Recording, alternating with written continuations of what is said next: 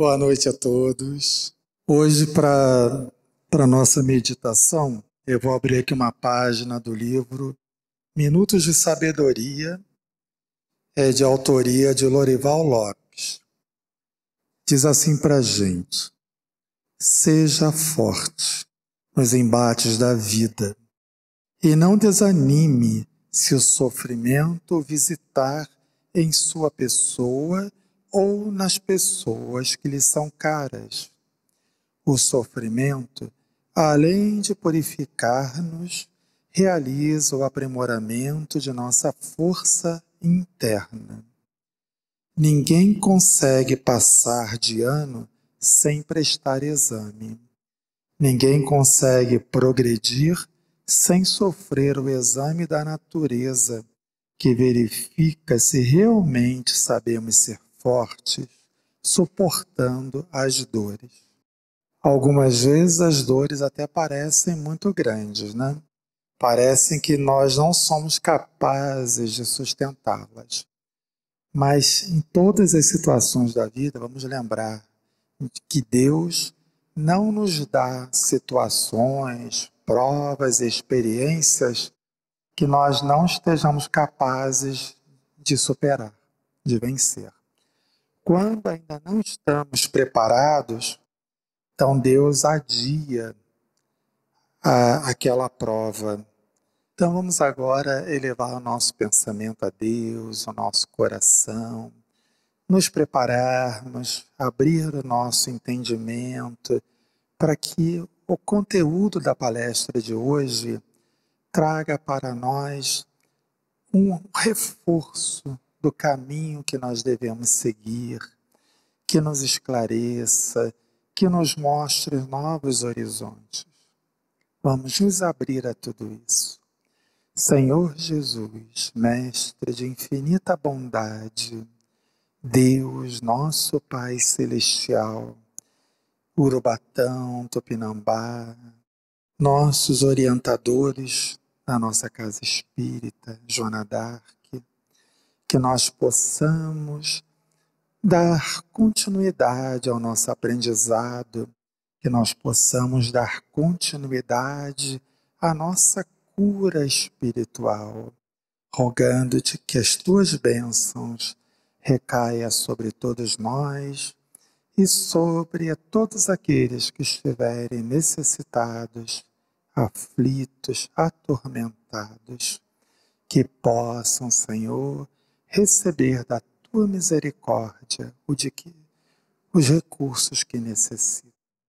E assim, em teu nome, que nós possamos dar continuidade.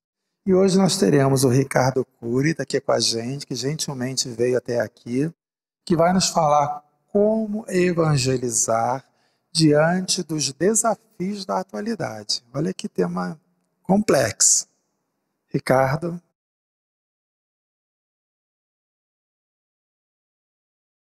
Boa noite.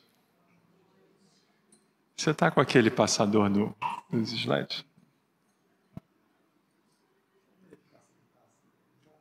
Tá passando. Tudo bem, gente? Sempre uma alegria a gente estar aqui, nessa casa que nos acolhe por tantos anos já. A gente gosta de vir para cá. A gente estava vendo desde novembro que a gente não vem. E passa muito rápido, a gente já está entrando em maio. É impressionante como o ano voa. O tema de hoje é um tema muito oportuno para o que a gente faz aqui na Casa Espírita, acolhendo jovens, como a nossa aqui hoje, as crianças também. E esse é um grande trabalho. É um trabalho que poucas religiões assim se engajam, como o Espiritismo costuma fazer, né? Eu costumo dizer que a evangelização infantil e o grupo jovem, a mocidade espírita, é o trabalho mais importante de um centro espírita. Mais árduo, mais difícil, de longo prazo, mas ele é fundamental. Porque qual é o objetivo da encarnação? Por que a gente está aqui? Verdade? Para nos educarmos e receber instrução espiritual para poder falar sobre isso e viver desta forma. Então, quanto antes, melhor. Nada como, né, você já ter passado por essa oportunidade na sua vida enquanto criança, adolescente, porque essas sementinhas ficam lá, guardadas. Às vezes demoram a germinar, mas lá na frente, poxa, eu lembro, minha mãe, minha avó me trazia, me levava lá no centro espírita. Será que isso existe ainda? Vou lá ver. Aí que a pessoa vai voltando, né? Como se fosse assim, uma rota de volta para casa, que a evangelização ajuda. Muitos não saem, né? Continuam direto no caminho, na fase adulta, se tornam palestrantes, expositores e tal. Mas muitos também não conseguem fazer essa transição, que é um dos grandes desafios. Lá onde a gente trabalha, na Barra da Tijuca, no SEJA, eu estou indo para o meu 3º ano trabalhando na evangelização, mas eu trabalho na parte de curso dos pais. É como que a gente está fazendo aqui hoje. As crianças vão para as salas e os pais vão para o auditório e tem aula para os pais enquanto acontece a evangelização. E o tema da evangelização das crianças é o mesmo tema que vai sendo trabalhado no curso dos pais, justamente para depois as crianças saírem de lá e os pais e conseguirem interagir sobre algum assunto.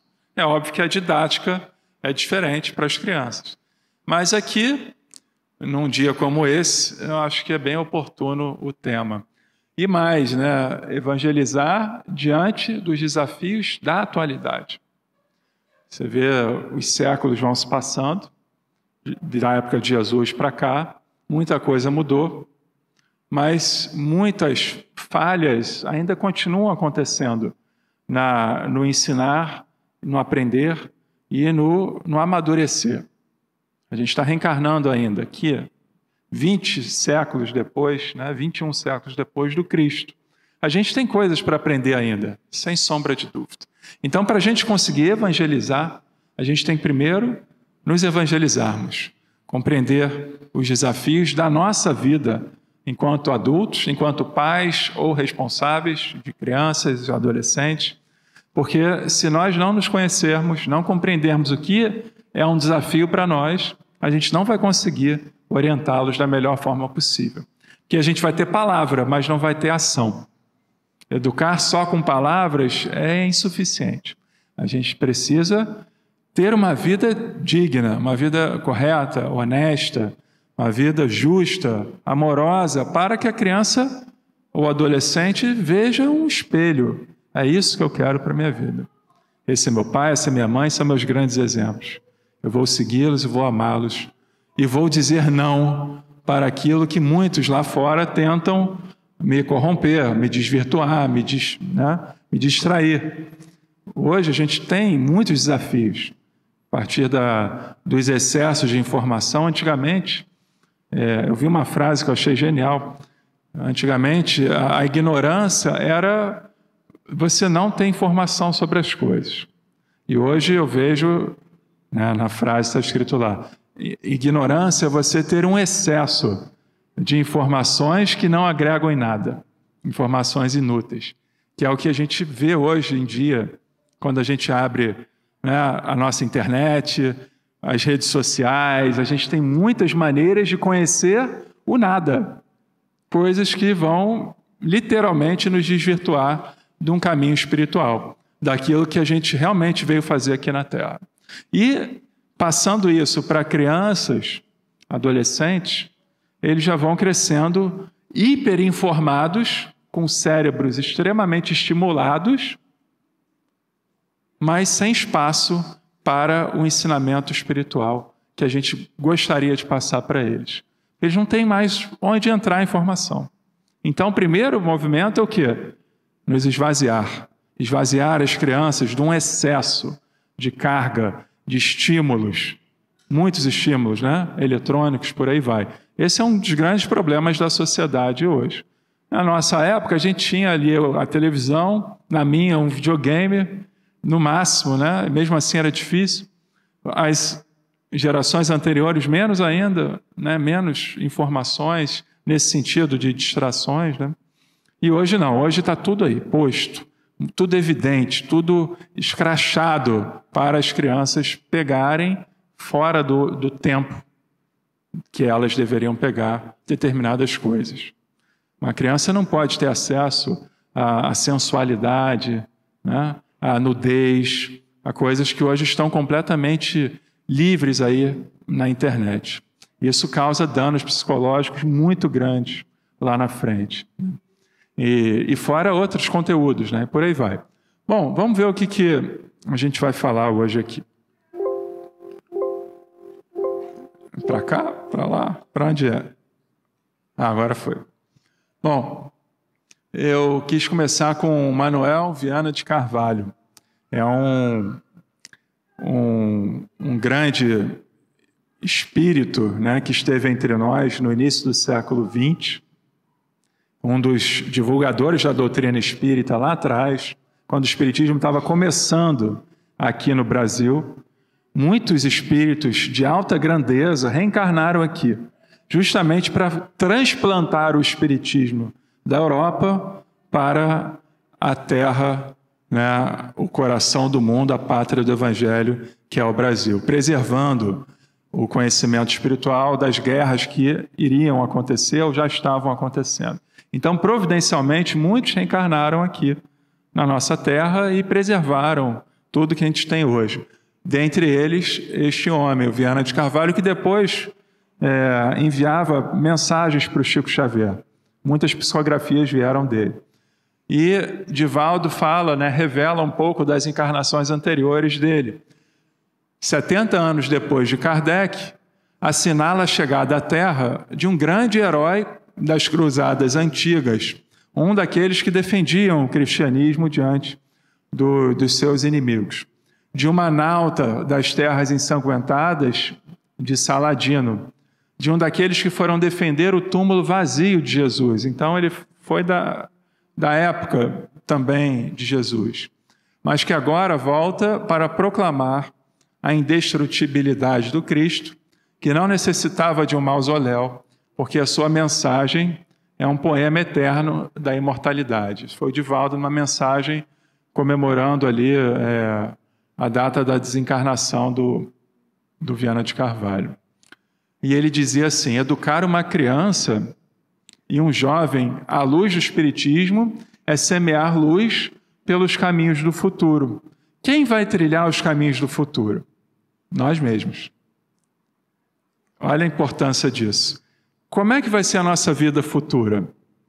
Vai depender muito, né? Se vai ser uma vida luminosa ou não, vai depender muito também do que a gente está fazendo nessa, agora. O quadro que a gente está pintando hoje, ele vai ficar pronto, ele vai refletir lá na frente. Um quadro belo ou não muito belo. Vai depender das nossas escolhas. Se eu tenho uma criança no lar, um adolescente, alguém que precisa de instrução, eu automaticamente necessito transmitir aquilo que eu aprendi, ou que eu venho aprendendo com a doutrina espírita, que nada mais é do que os ensinamentos de Jesus, com uma leitura mais acessível, palatável para nós, mais mastigada, digamos assim. E a partir daí a gente está preparando. Quem será o neto dos nossos netos? Né? Ou o filho dos nossos netos? Podem ser nós mesmos. E aí? Qual é a história que você está levando para a sua família? Quais são os valores que você vem transmitindo para eles? Do certo, do errado, do bem, do mal, né? Ensinando sobre uma vida correta, uma vida digna. Isso é fundamental, é papel. A evangelização começa em casa, não é no centro espírita, nem na escola. Começa ali, no quarto das crianças, na sala, sentar junto, mostrar, conversar, na hora de dormir, ao acordar, ao se alimentar. Os bons modos, muitas coisas foram sendo perdidas com o tempo.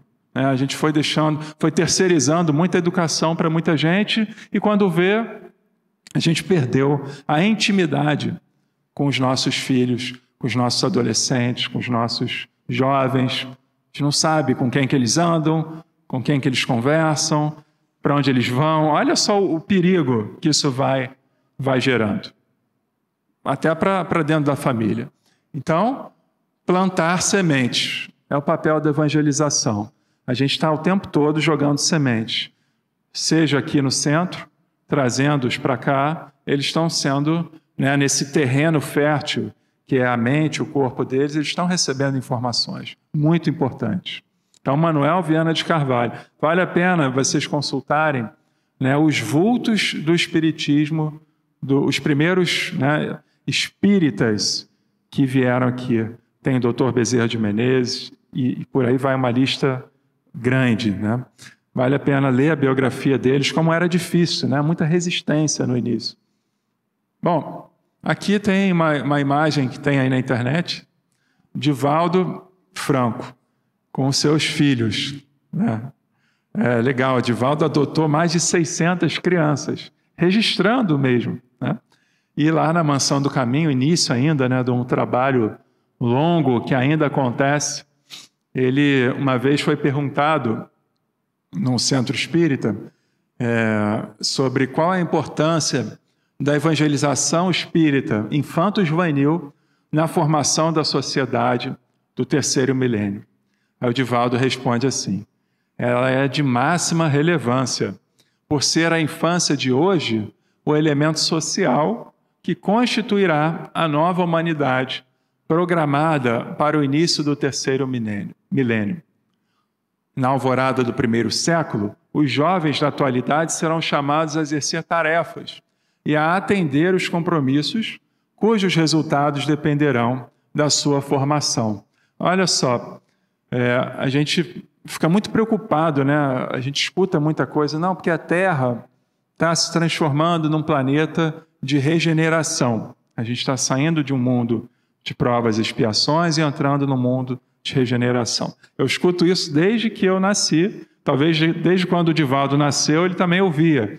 E ele já está com quase 100 anos de idade.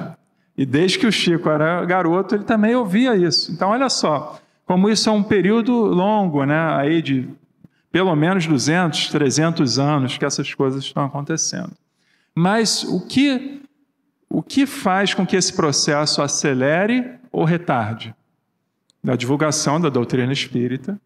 A divulgação da doutrina espírita é muito importante. A gente está aqui falando, mas isso está sendo transmitido. Tem pessoas lá que podem ter acesso, vai ficar gravado. A ideia da divulgação, usar os meios tecnológicos para isso, é fundamental. Outra coisa, a persistência dos frequentadores de uma doutrina, no centro espírita, por exemplo. Eu vejo muita gente, eu entrei lá no SEJA em 2013, foi quando eu comecei o espiritismo, nessa existência começou para mim ali. E eu fui muito entusiasmado no início, é natural.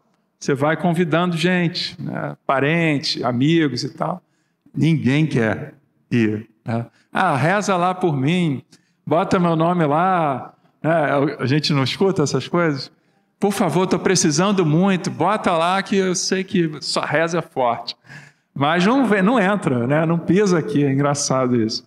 E aí muitas pessoas que eu acompanhei nesse período, que já estavam na doutrina há um tempo, foram sumindo, desaparecendo, se desmotivando.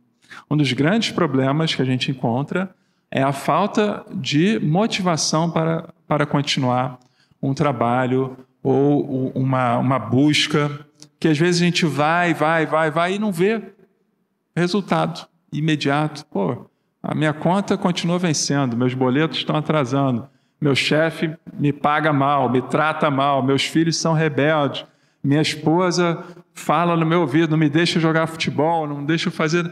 A gente continua com os mesmos problemas. Vai continuar. Ou vai acontecer um milagre que todo mundo à sua volta vai agora te tratar muito bem. Não é assim. Mas nós que mudamos diante daquilo que antes era um empecilho, que era um obstáculo, uma dificuldade, um limite que eu via, agora esse limite não existe mais. Eu tenho ferramentas para isso. Mas muitas pessoas não veem essas coisas acontecendo e vão, sim, vou lá de vez em quando. Antes eu levava lá os alimentos, levava roupa, agasalho, agora não vou levar mais nada, vou pensar mais aqui, nada mudou, nada aconteceu e vão. sumindo, né? E nisso, as crianças também, os adolescentes. É muito difícil você pegar um jovem e transformá-lo num adulto e ele continuar no espiritismo. Eu vejo isso por estatística lá. Eu vejo poucos aqui. Qual é a faixa etária que a gente tem aqui de idade? A média, né? Quantos jovens que estão aqui hoje, né? Muitos estão vindo porque os pais trazem para cá. E depois, quando eles conseguem ter autonomia para escolher, não, eu vou, eu quero ir porque eu gosto, aquilo me tocou de um jeito, eu vou ficar. A gente percebe pouco, isso acontece em todas as casas espíritas. Então, alguma coisa a gente precisa aprender, né, para assim, capturá-los melhor, né, fisgá-los com mais eficácia. É difícil mesmo. Eu vejo os evangélicos, eles têm um talento muito bom para isso, com a música, com as bandas, eles vão envolvendo através de retiros, eles têm um investimento na mocidade muito interessante e eles se engajam. A gente, às vezes, no espiritismo, coloca barreiras, né, para acessar uma mesa mediúnica, acessar um trabalho de desobsessão. A gente...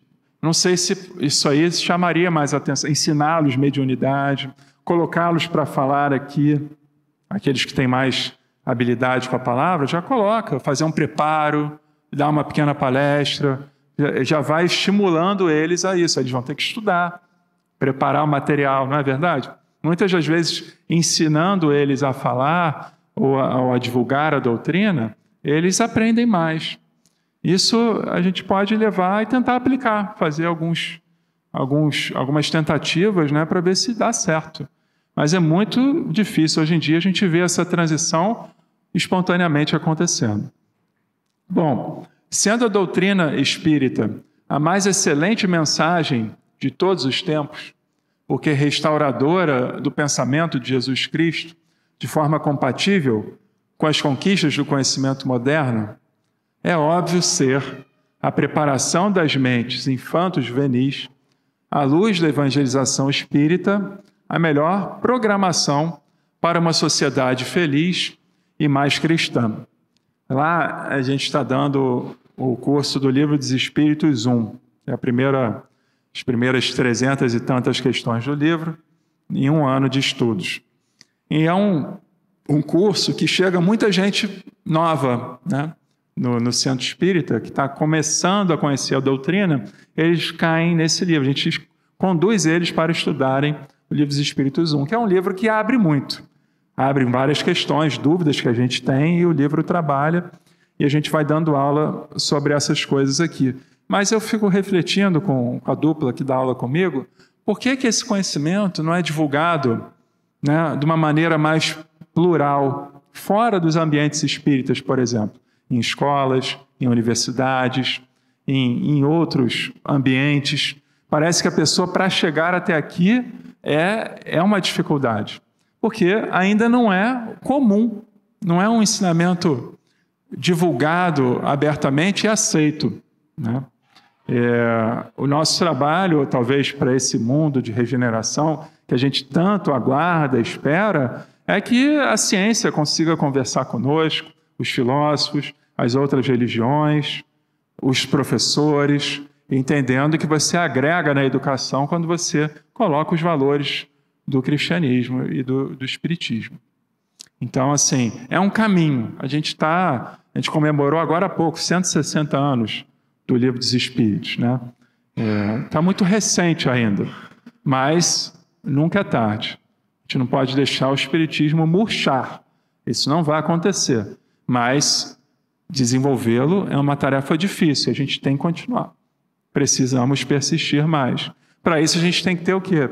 Coragem para falar sobre a doutrina. Teve agora em Juiz de Fora um evento que é não lembro o nome do evento, acho que é NUPES, do NUPES, uma coisa assim, que é um evento que fala de espiritualidade e ciência e junta um monte de pessoas da área da ciência com espíritas, e eles conseguem traçar diálogos interessantes, paralelos, né? E um deles lá levantou que o IBGE fez uma pesquisa que 92% da população já teve alguma experiência extrasensorial, seja de ver, de ouvir, de ter uma premonição, um desdobramento, de sair do seu próprio corpo físico, de um sonho lúcido, que aquilo se realizou. 92% da população. Todo mundo, praticamente. Os 8% podem não lembrar disso. Mas o que a gente pode pensar a partir daí? O mundo espiritual, ele fica chacoalhando a gente. Fica jogando na cara, olha, a gente está aqui. Abrem os olhos, acordem. Essa é a realidade. A gente está em dois mundos simultaneamente. O que a gente liga aqui, a gente liga lá. O que a gente desliga aqui, a gente desliga lá. Quais são os nossos interesses? Quais são as nossas buscas? Onde está o nosso tesouro, aí está o nosso coração. Jesus falava. Então, se 92%, segundo o IBGE, já passou por uma experiência como essa, e o número de espíritas no Brasil é menos de 20%, né? Se não me engano, 10 ou 8, número baixo de espíritas, né? Kardecistas como nós, baixistas. O que está acontecendo? A gente não está falando. A gente não está trocando essa ideia, seja em casa, seja numa roda de amigos, seja publicamente, num ambiente de trabalho. A gente ainda tem um certo tabu de falar sobre o que acontece na nossa intimidade em relação a essas experiências extrasensoriais, a mediunidade ou o que quer que seja. Que a gente acha que vão atribuir algum juízo de valor, vão nos julgar, vão nos excluir. Mas a pessoa também já passou por isso. O que está faltando é a gente abrir mais um diálogo sobre isso. Não é verdade? Isso faz parte daquilo que o Divaldo está trazendo aqui. Melhor programação para a sociedade. Evangelizar, falar sobre, né? Isso vai nos dar mais tranquilidade. Imagina lá com Viana de Carvalho, no início do século XX, como é que era? As reuniões eram escondidas, né? A igreja fazia força contra, era muito difícil. Hoje não, a gente tem mais espaço, né? O que falta é uma divulgação mais eficaz. Vejo por aí. Vamos lá. Livro dos Espíritos, da Lei do Progresso. Olha onde a gente vai achar isso no Livro dos Espíritos. Terceira parte, capítulo, se não me engano, é o 8, da Lei do Progresso. Questão 798. O Espiritismo se tornará crença comum ou ficará sendo partilhado como crença apenas por algumas pessoas? Aqui nós somos algumas pessoas. O Maracanã cheio lá, quarta e domingo, é todo mundo, é a turma toda, o carnaval, a galera toda não está aqui dentro, senão não ia caber, não é verdade? A gente não consegue lotar. Imagina se a gente anunciar, o Divaldo Franco vai vir aqui dar uma palestra para a gente. Daqui a um mês, a gente vai divulgar isso. Certamente, a gente vai lotar isso aqui.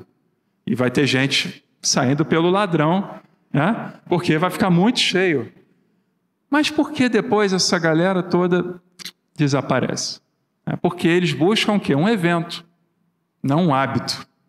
A gente que está aqui em pequeno número, um número menor, a gente tem um hábito salutar de estar sempre presente. Sempre tem alguém aqui para falar alguma coisa que pode agregar na minha vida. Eu recebo o meu passe, eu me harmonizo, eu entro em oração, eu estou com os meus amigos, com as pessoas que eu tenho afinidade. Isso é uma rotina. É uma escolha, não é verdade? Então, será que o Divaldo, que é o motivo, estou dando Divaldo, poderia ser qualquer outro, né? O Rossandro, o Haroldo, tem tantos, né? Que arrastam multidões que depois se desassociam novamente. Então a gente vai muito em busca do quê? De uma curiosidade, de uma mensagem, de um evento miraculoso, de uma cura espontânea, de uma materialização qualquer. Mas a gente não vem muito para ouvir o Evangelho e pôr em prática. É uma crítica, eu me coloco também. A gente tem que buscar reverter isso dentro de nós, transformar a vinda dos jovens aqui como um evento, como um hábito e não como um evento. A gente não leva para a escola?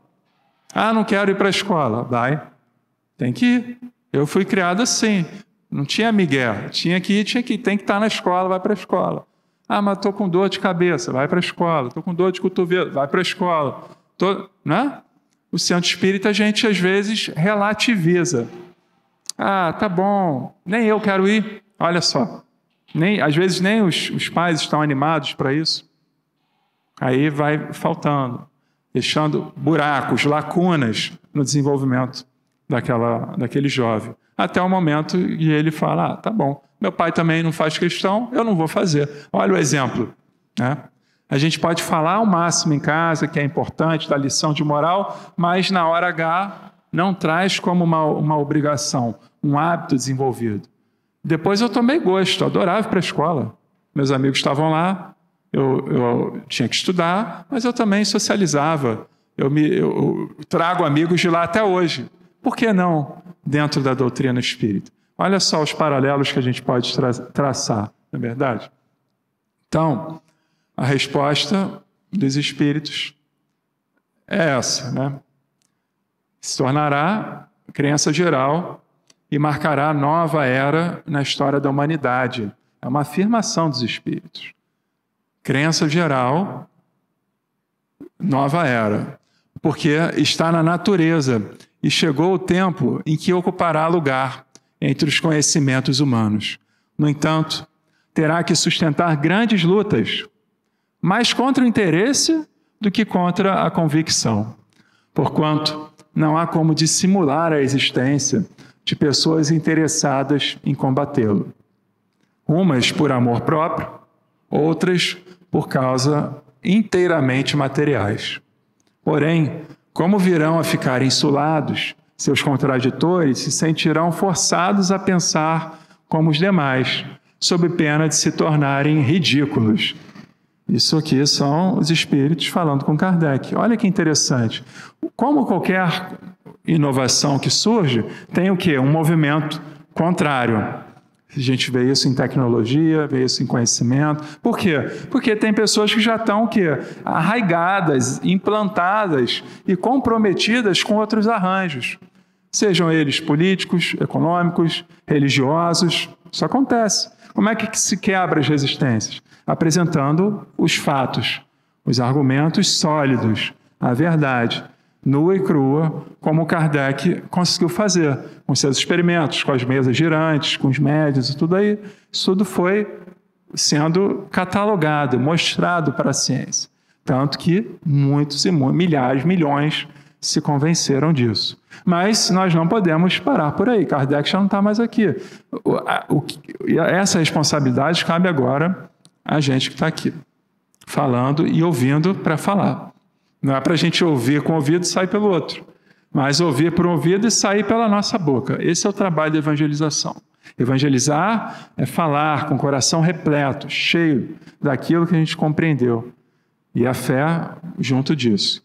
Só educar não é o suficiente. Né? Doutrinar, transferir um conhecimento para outro, sem uma realização, não basta. Realizar é viver o Evangelho. Isso é o mais difícil. Então, o que eles estão dizendo aqui dos desafios da atualidade? Diminuir, desdenhar, né? Discriminar, excluir. A gente vai encontrar essas coisas acontecendo o tempo todo.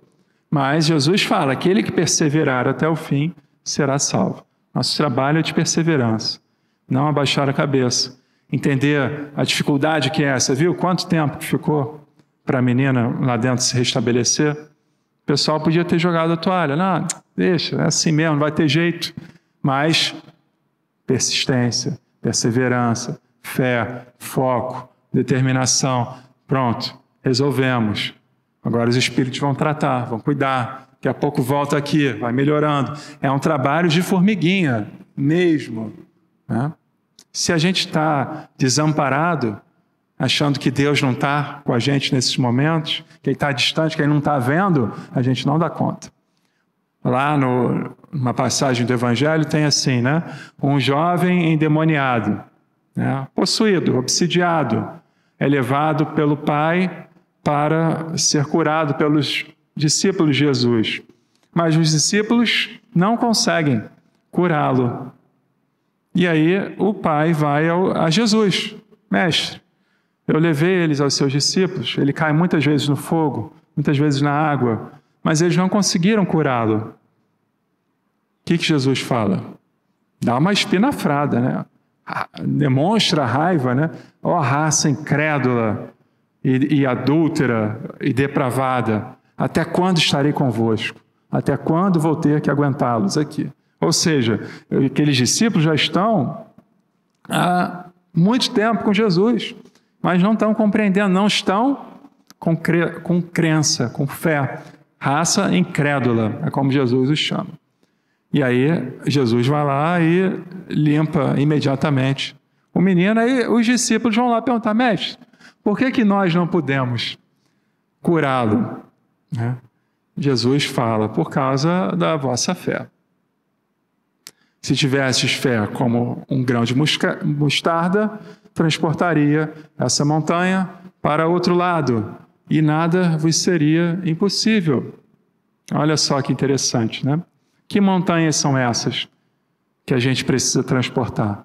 Do peso que a gente carrega, dos obstáculos que a gente coloca no nosso caminho. Aquilo que nos limita, uma montanha na nossa frente, nos impede de seguir adiante. A fé remove esse obstáculo e a gente segue mais e mais. Quantas vezes a gente já se viu diante de um obstáculo enorme e falou: não vai ter jeito. Seu carro enguiçou, furou os 2 pneus num buraco só, tu está num deserto, sem ninguém, seu celular não pega, está anoitecendo. Você vai falar: ferrou, possível, vou ficar aqui, sabe Deus até quando, né? Dias talvez, você não tem mais nada, sua água acabou no carro, não tem carregador. E aí? O que você vai fazer? Vamos orar. Abre o Evangelho, reza, meu irmão, pede, né? Interessante que o Chico Xavier passou por uma experiência dessa em Nova York, quando ele estava lá com o Valdo Vieira. Vocês sabem dessa história? Ele estava lá, o Valdo, foi nesse dia que o Valdo rompeu com o Chico, seguiu por outros caminhos. Ele conheceu uma mulher e a partir daí ele abandonou o trabalho com o Chico Xavier. O Chico ficou sozinho em Nova York, sem falar o idioma, sem nenhum recurso, e não conseguia mais voltar para o Brasil. Olha que situação complicada, né? E o que ele foi fazer? Sentou lá, né? Como um homeless, virou um mendigo, morador de rua. Olha só, o dia estava passando, mas ele ficou rezando em oração. Aí passa um carro chiquérrimo, sai uma senhora de bom trato e o convida: venha para cá. E ele entrou. Aí ela deu dinheiro para ele, comprou passagem para ele e mandou ele de volta para o Brasil. E ela contou para ele uma seguinte história, que ela teve um problema na vida dela, sofreu perdas materiais, eu não lembro agora se eram materiais ou sentimentais. Qual foi a questão exatamente? Mas ela fez uma promessa, que se ela visse o primeiro mendigo na rua, ela iria acolhê-lo e dar tudo de bom e do melhor do que ele pedisse. E esse mendigo era o Chico Xavier. Olha que interessante, né? E aí ela... Ele vai entender o que é isso. É a espiritualidade. Tu tem fé? Tu está aí. Num país... Imagina o Chico nos Estados Unidos. Né? Simples. Com aquelas roupinhas dele. Sem nenhum recurso. Né? Sem celular. Sem internet. Né? A gente... Não existia essas coisas. E lá a providência divina vai e o ajuda a sair de uma situação muito difícil. Isso acontece com a gente o tempo todo. Muitas das vezes é para testar a nossa fé mesmo. Os médiuns, às vezes, são testados. Será que eu vou dar conta? Será que vai acontecer? A menina vai se desobsidiar? Ela vai voltar a ter lucidez, clareza? E a gente está ali, trabalha e ora e pede. Será que meu filho vai abandonar as drogas? Vai largar o álcool, a sexolatria dele? O que a gente faz? A gente reza, pede incessantemente. A gente tem lá livro Libertação. Tem o Gregório, que é o Senhor das Trevas no livro, né? Ele é um grande hipnotizador, magnetizador, vive nas trevas, sugando energia de várias almas e tal, para ele se sustentar lá embaixo, por séculos e séculos e séculos, sem reencarnar na Terra, que ele conseguia, com seu magnetismo, se perpetuar lá embaixo. Até que, de tanto orar, quem é que orava para ele? Matilde, sua mãe. Era a única pessoa que lembrou dele. E ela estava há 1000 anos rezando pelo Gregório. 1000 anos em oração, pedindo: Senhor, dê luz para esse rapaz, que ele acorde, que ele desperte, que ele saia disso, que ele mude a sua maneira de ver, de pensar, de agir. Reza. Até que vem, né, uma expedição de Nosso Lar para lá. O André Luiz está nela e o livro vai se desenrolar nisso aí. Aí tem todo um trabalho que é feito para desconstruir todo aquele castelo das trevas que o Gregório montou. É impressionante. O poder da fé. Uma pessoa, né? É bom a gente ter alguém para rezar por nós, né? Na verdade, a gente nunca sabe o dia do amanhã, mas alguém que vai ficar ali. Então, o que a gente faz também? Desenvolve bons laços, boas amizades, né? Faça afetos reais, verdadeiros, e não, né, seguidores de rede social, amigos virtuais, nada disso. É aquele que está aqui no seu coração. Você daria vida por um amigo.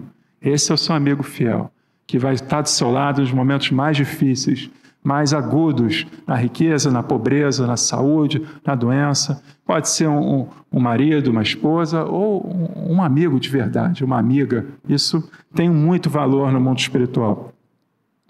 Aqui. Vamos lá.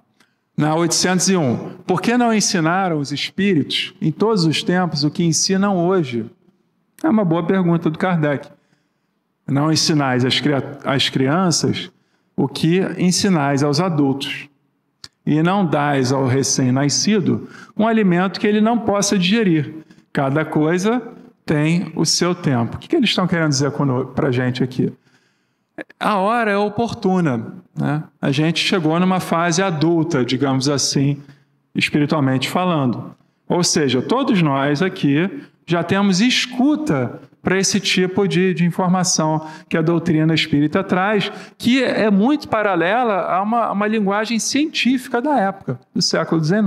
Então, a ciência acabou desenvolvendo tanto, desenvolvemos inclusive a linguagem, vocabulários e tal, para compreender melhor alguns assuntos que antes, na época de Jesus, por parábolas, era o único meio que ele conseguiu para ensinar a nós.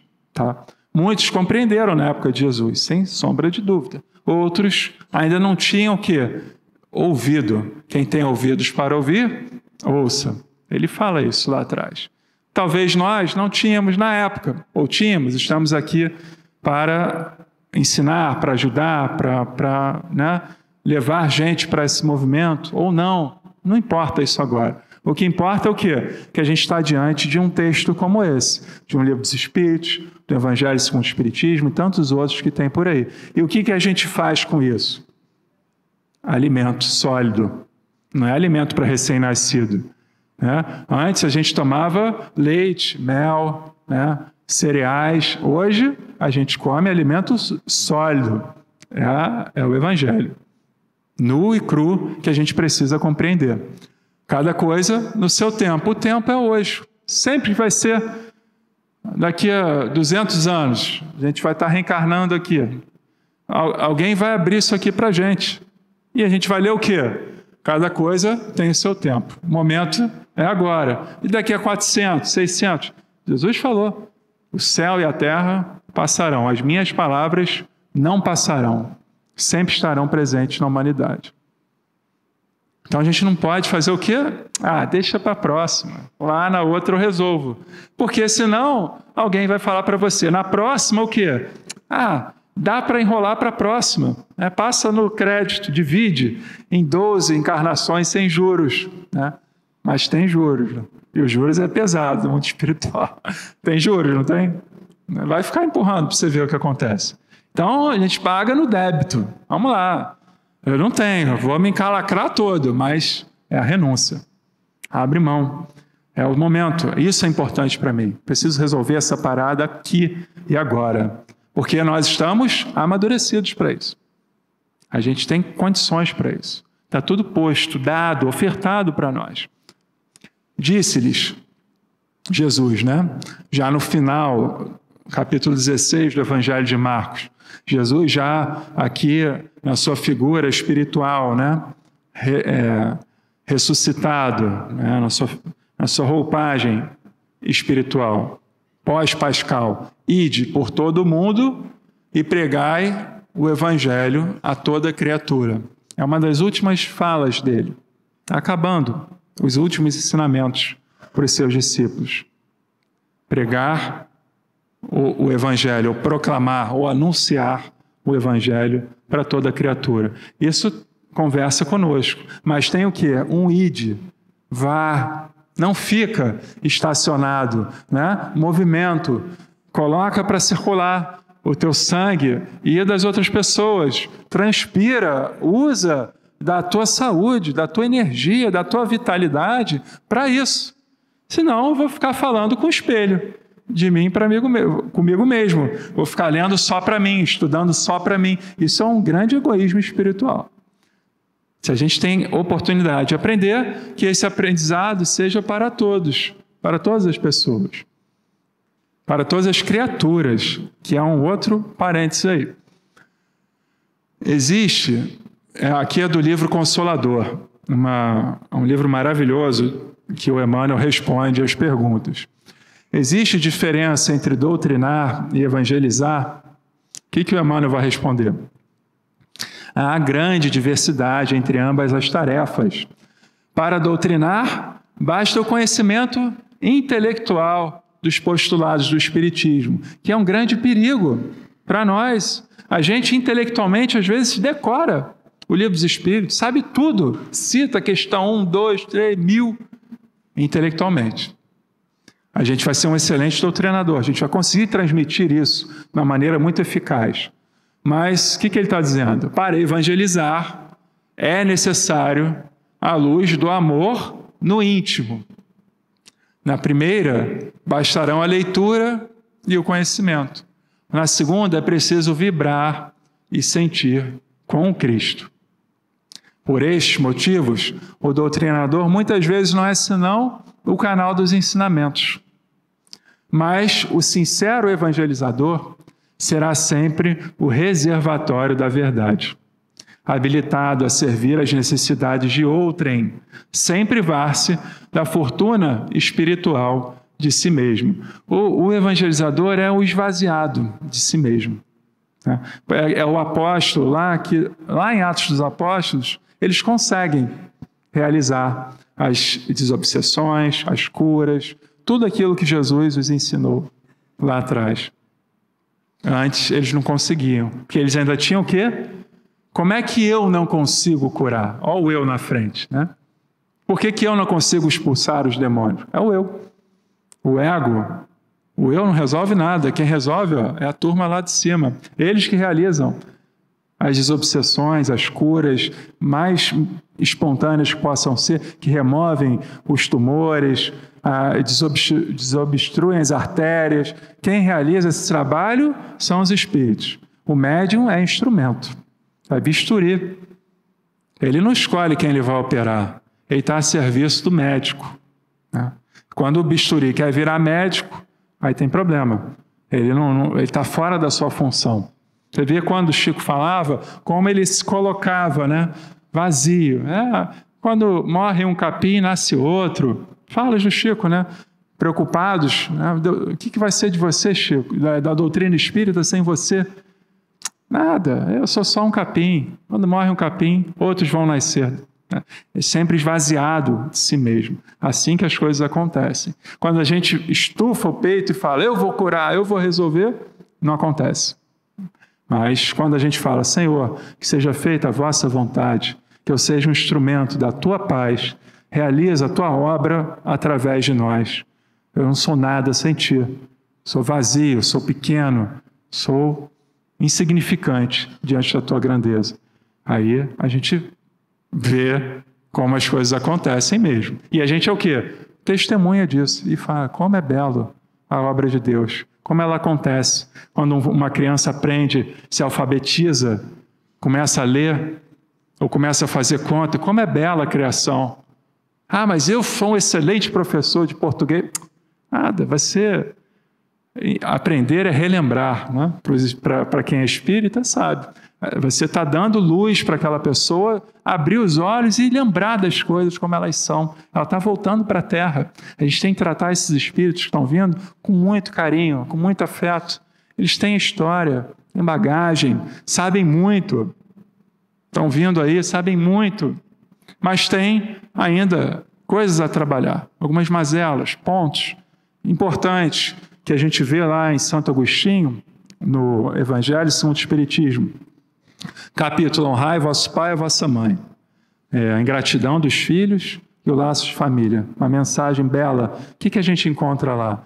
Os pais são responsáveis por identificar os pequenos, né, traços de rebeldia, de impureza, de dificuldade daqueles jovens e rapidamente recolher aquilo, extirpar aquilo pela raiz. Por isso que na Terra a gente tem uma infância longa, muito importante e providencial, para dar tempo de os educadores, os evangelizadores, os pais, identificarem rapidamente quais são os pontos necessários e cruciais que aquela criança vai precisar trabalhar no seu desenvolvimento, na mocidade e na idade adulta.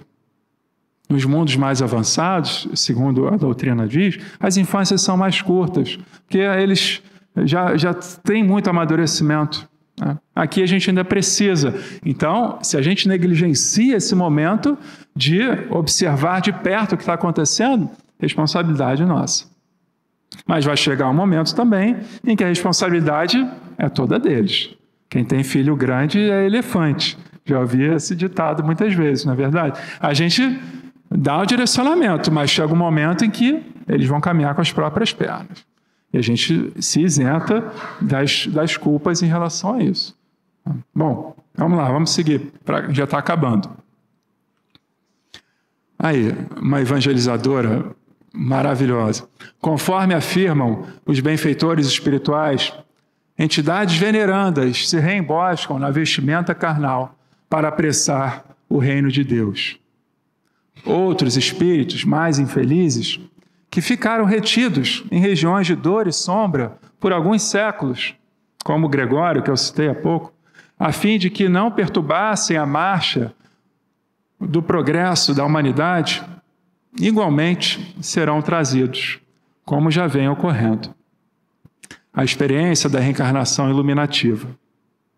Sendo assim, é justo estejamos preocupados em socorrer estes últimos com a mensagem libertadora e auxiliar os outros que virão abrir caminhos novos para o bem e a verdade, no despertamento das suas responsabilidades. Quando a gente está diante de um bebê no nosso colo, quem é aquele bebê? A gente sabe. Ele é lindo, maravilhoso. Ele pode ser uma alma lá de cima, maravilhosa, transcendental, que está vindo para apressar o reino de Deus, para acelerar o processo. Ou pode ser alguém que está lá, que está vindo das esferas inferiores, das sombras, das trevas, e precisa de retificação, de uma educação, de uma disciplina. A gente não precisa especular em relação a isso. Não devemos especular em relação a isso, porque o ensinamento ele é único. Se você veio de cima ou de baixo, não importa. Você vai dar o ensinamento espírita, cristão, para aquela alma que está chegando. Porque tem muita fascinação, né? Não, mas ele é uma alma elevada, então vou tratar diferente, é uma criança índigo, que é outra coisa que eu escuto por aí. Espera aí, gente. Educar é educar. Sim, sim. Não, não. Dar limite, dar educação, esclarecer as coisas como elas são de verdade, o que é o certo, o que é o errado, o que é o bem, o que é o mal. apresentar o decálogo. Está lá, antes de Jesus, Moisés. Vocês assistiram a série de Moisés no Netflix? Quem puder, dá uma olhada, vale a pena. Muito bem feita no Netflix.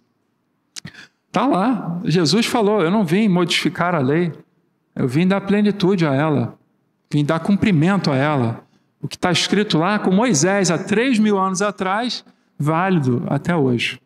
A gente não pode inventar a roda, já está tudo lá. Divaldo Franco comentou isso também naquela entrevista que eu tinha mostrado antes. Então, para a gente ir para o fim, né, essa imagem diz muita coisa.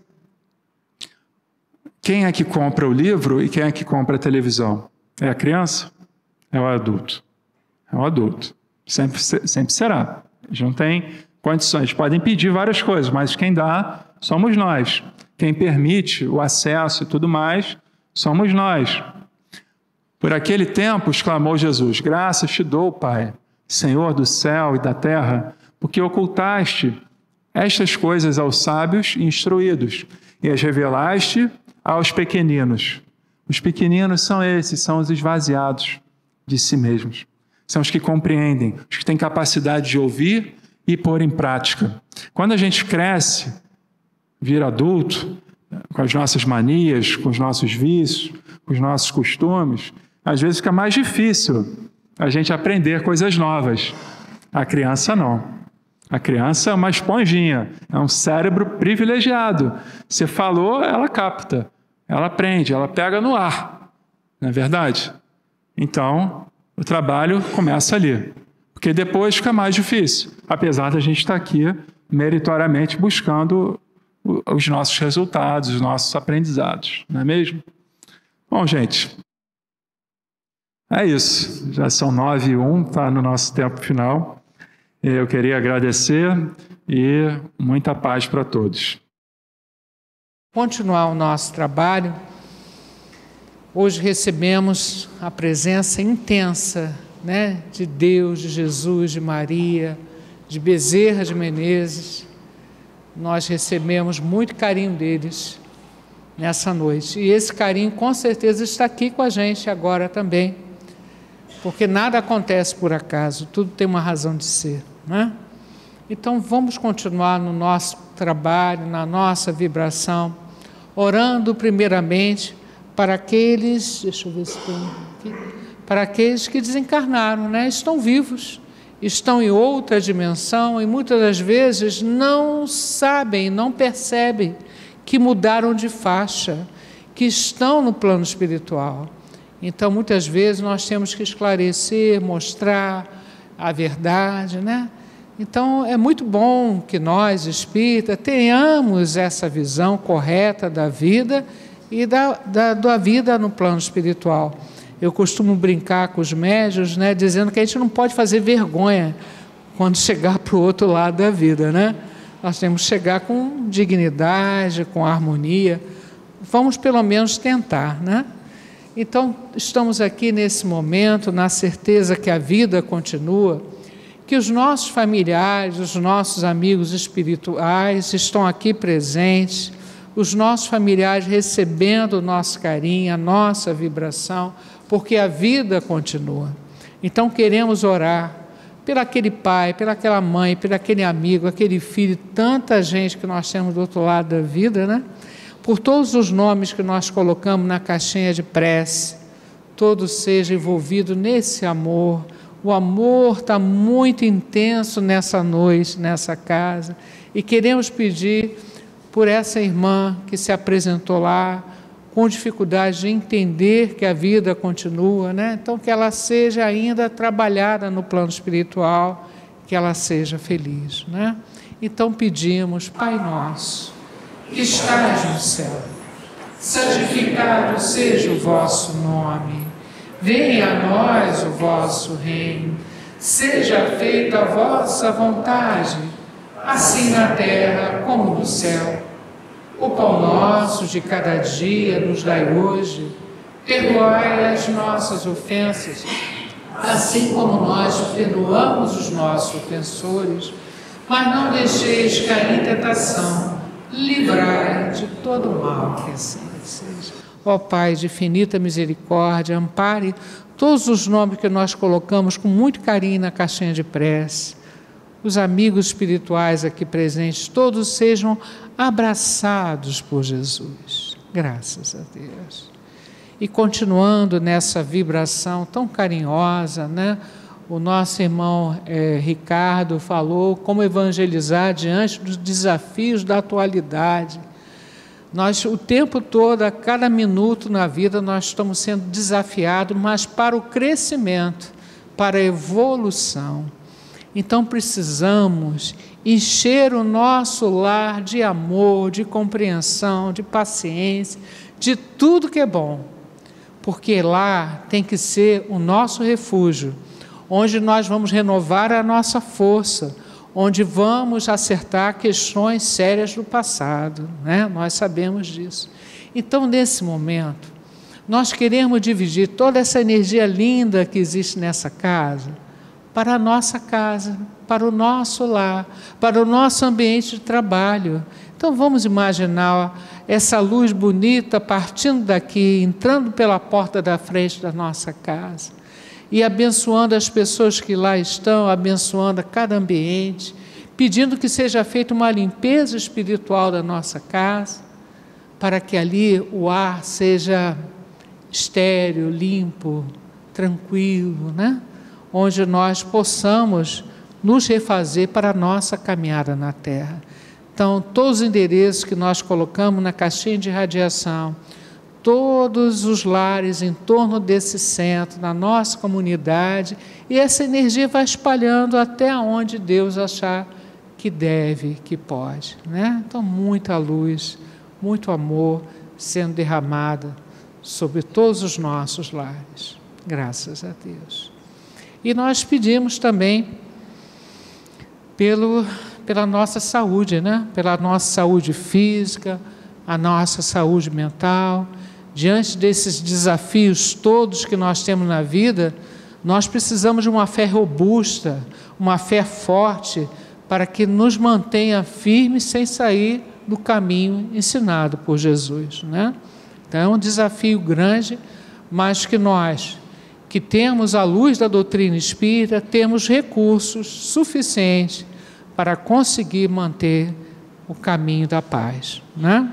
Então pedimos a Bezerra de Menezes, a Jesus, a Maria, a Deus, que atenda a cada um de nós nas suas necessidades, que atenda a todos os endereços, os nomes que nós colocamos na caixinha de visita médica. Eu pedindo um pedido muito especial para a minha prima Marli Raposo da Gama, que está numa casa de repouso, na rua Verna Magalhães, 176, que ela seja abençoada, iluminada, né, na sua caminhada aí, final na Terra.